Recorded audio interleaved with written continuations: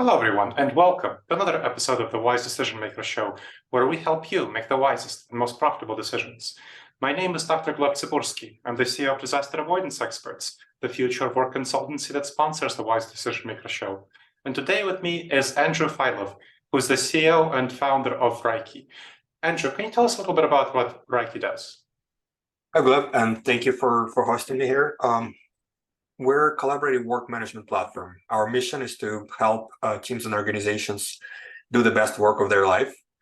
And what we mean by that and how we're trying to do that is we help you organize the information that surrounds your projects and works so you can properly prioritize it. You can align and get visibility into that work so you can get more coordinated. And essentially you can focus on more important things and deliver them quicker in a less stressful environment. Excellent. And you've seen the research from Microsoft on what they call productivity paranoia, where something like over 85% of managers have trouble trusting that their workers are productive when they're working remotely. So what in your experience is helpful for managers to have more trust that their workers are actually being productive?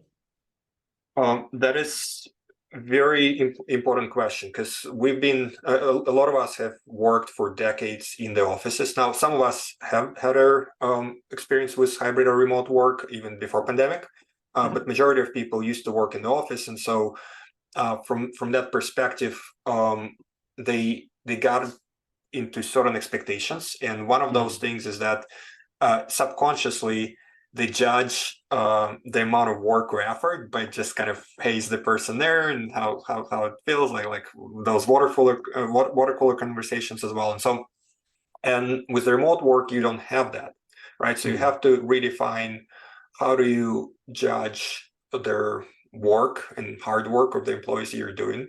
The most productive way, which by the way, even forget about hybrid work pre-pandemic, it was always the best way. It's just that we did not always utilize it. The best way is to focus on outcomes and have very, very clear expectation. What defines the success of a certain job role or a certain initiative? A very, very, very clear definition about it. And if the person accomplishes that, then it means that they're doing an awesome work. Right now, life is more dynamic than that. And also in real life, you do not always accomplish the outcomes 100%, and oftentimes for good reasons. They might not be the best outcomes, or the world might have changed. And so people also need to have visibility into the progress towards those outcomes, and that helps them kind of calibrate or course correct on the way to avoid having a dramatic difference of expectations at the finish line.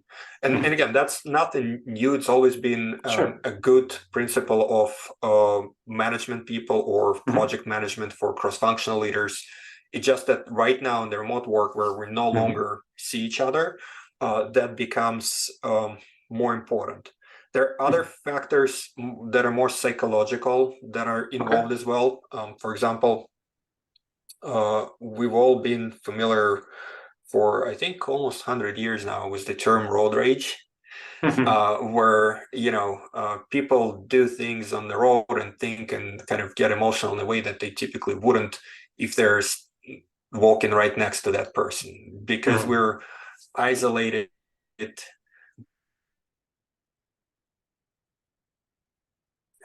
Truly seeing their body language, and without that sort of face-to-face connection, again, it's easy to make certain assumptions and boil on them and have sort of that unproductive thoughts. And so in the face-to-face work there, it's much easier to de-escalate things, and vice versa. In hybrid work, people make false assumptions about their written communication.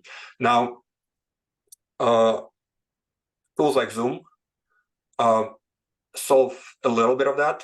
You can see some of the facial expressions, some of the body language, but there are negative consequences as well. It's first, again, evolutionary, and through tens of thousands of years, we've been wired in a certain way, and Zoom has not been part of that evolution up until very recently.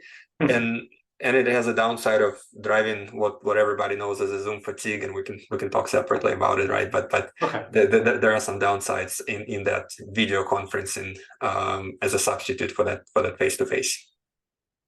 And so you talk about looking at employee progress and their tasks, and a number of managers have been using surveillance software, also known as bossware, to replace those observational encounters that they would have in the office. What are your thoughts about this software, surveillance software that monitors keystrokes, uses the video cameras, takes screenshots as a way for managers to address productivity paranoia and monitor their workers? I understand where the companies are coming from, but it is a completely wrong way of approaching it, and I feel it's toxic and productive for a variety of ways. So first, the most important currency in the teamwork and collaboration is trust. And there's been plenty of studies that highlight the importance of it. And this, as you call it, bossware, completely destroys that. So it kind of hurts the foundation of productive teamwork. Second, there's actually been studies by Gartner that I forgot the exact percentage, but I think more than 50% of employees in that case start quote unquote cheating, or at least not cheating, maybe too harsh a word, but gaming the system. And you don't want to encourage your employees to game against the company. Again, that's wrong for motivation, and that also will bring you incorrect data, because you would think they're quote unquote working when they just figure out how to game the system, right? So that's not going to be helpful either. And then you're actually not getting the real visibility into the work that they're doing, and you're also, most importantly, not helping them to accomplish the outcomes. When we did their survey of knowledge workers and managers, we found a staggering amount of people reporting that they're one of the most unproductive things about their work is the coordination between different team members or between different teams. So you've done your work, right? But now, for example, you're waiting for the approval, and that approval doesn't come too early. Or in order to do your work, you're waiting on some other component by another team, and that other team has a different set of priorities, and so you're being blocked in your priorities. Or you're doing the work, and midways you realize that somebody didn't correctly set their requirements, and so some of that work now is away. So about 50 to 80% of productivity loss can be explained by that miscoordination, miscommunication, and the bossware has zero help there. And again, in fact, as we discussed, it just kind of destroys the relationship component. So this is where, again, just getting visibility and having a clear plan of action, if it's kind of a unique initiative, or if it's a repeatable initiative, having a workflow that kind of defines who does what and when is much more helpful than the other approaches. Okay, that's helpful. I have a similar opinion about bossware. So I helped 23 companies transition to long-term hybrid work, return to office dynamics. And what I do with them, instead of that once annual quarterly performance evaluation, we switch to weekly performance evaluations, very small ones, where the worker and their supervisor come up with 3 to 5 goals for the week, ideally SMART, specific, measurable, actionable, relevant, and timely. And then at the next meeting, they evaluate how the worker did those 3 to 5 goals, maybe the supervisor coaches them in problem solving, gives them an evaluation for the week, and then they set 3 to 5 goals for the next week. What are your thoughts about this type of approach? I'm a big fan. I wouldn't call it performance evaluation. I would call it just kind of good management practice. In fact, this was one of the first management practice I learned as an entrepreneur starting my first business, but decades ago. I was 17 years old, and back then I called it top 5. So, hey, what are my top 5 initiatives for the week? And then correspondingly for my team, what are their top 5 initiatives?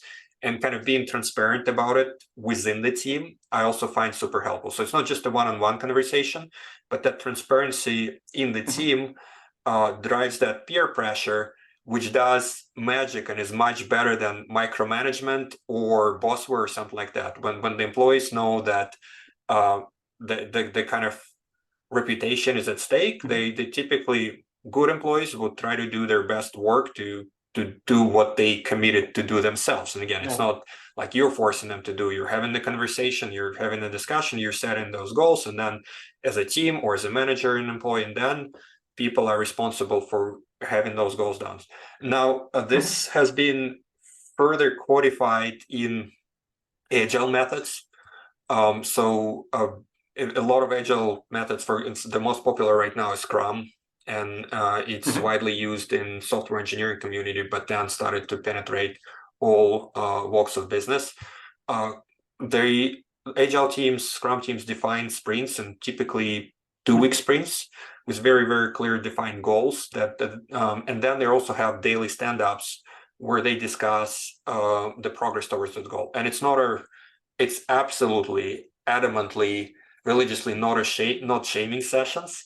It's quite the opposite. It's kind of like trying to figure out if there are any roadblocks and trying to have the whole team help the situation and address that. And one of the way agile teams help is they try to bring together cross-functional people, which eliminates that one of the productivity issues, which I highlighted, which is kind of ball getting dropped in between the teams, right? As opposed to if you have the fully functioning unit that can get the job done, and that unit is on the same page, literally or figuratively, and they're connecting every day, then they can get this from point A to point B very efficiently. So that's the foundation of agile methods. And right now, as more and more processes move towards digital world, we see more and more companies applying certain practices in their life. Yeah, excellent. I like that team component as well, and the reputational elements. Now, as we come to the end of the interview, and we're talking about more digital methods, you and I chatted before the conversation about using AI. What, in your perspective, is the future of collaboration in remote settings? What do you see as the future? Well, I think those AI and that question are connected, but also they're not the same question. So sure. AI, I do think, will dramatically change the work environment. And a lot of businesses that are kind of trying to be ahead of their competition are right now having active conversations about how to adopt this practice. And in fact, I would recommend any board of directors to ask their CEO to come back with a presentation like, hey, what are we doing as a company to adopt AI in the organization, and how do we, not because it's hyped and cool, but specifically what business outcomes, what productivity outcomes are we going to drive in the company? And this is especially relevant right now because, as you know, the economy is under a lot of pressure. Of course. And most companies out there are asked to do more with less. And so this productivity approach is extremely important and can help teams get through this when again, they're asked to do as much as they were asked to do 2 years ago with the teams that sometimes are 10-30% smaller. So AI is not going to do everything, but there are, for example, in our company, we have tactical plan of like, here's how we're going to apply it in sales. Here's how we're going to apply it in marketing. Here's how we're going to apply it in customer success. Here's how we're going to bring new innovative capabilities in our product that will allow us out-compete in the market. So we have a very detailed plan that goes back into kind of the products and services that we ship, but also in how we're doing business internally. So that's I do think the impact is going to be huge. Now, in terms of our collaboration, it certainly will help things easier. And this is where it works in conjunction with work management, where right now people are dramatically overwhelmed by the amount of data they're getting in and by the number of apps that they're using. And they need to have much more clarity into that work that will help them reduce stress, improve productivity, and reduce the number of days and hours that they overwork. So there is a huge productivity improvement that can be gained by work management and by AI and by those two things together. Mhm. So for example, you can, if we look a little bit forward ahead, right? Yep. You've got a lot of communications. You can easily use AI to summarize those so you can Mhm. quicker get through those, right? You can use AI to figure out the action items and put it in your work management system. Again, you can use AI to complement work management system to get the status across to any different projects or initiatives. So those things go very nicely hand in hand, and essentially they're helping you organize the chaos that you're living in. And one metaphor that I use is like, hey, do you want to manage your work, or do you want your work to manage you? And a lot of people are in that kind of hamster wheel where they're just like super reactive and things are getting out of control. And this is where, again, AI can help us focus on important things. And again, especially if you combine it with work management, that gives you that visibility. Well, excellent. I think this is a great place to wrap up. Thank you very much for your expertise, Andrew. Thanks, Gleb. And thank you to the audience for checking out another episode of the Wise Decision Maker Show. Please make sure to subscribe wherever you checked out the show and leave a review.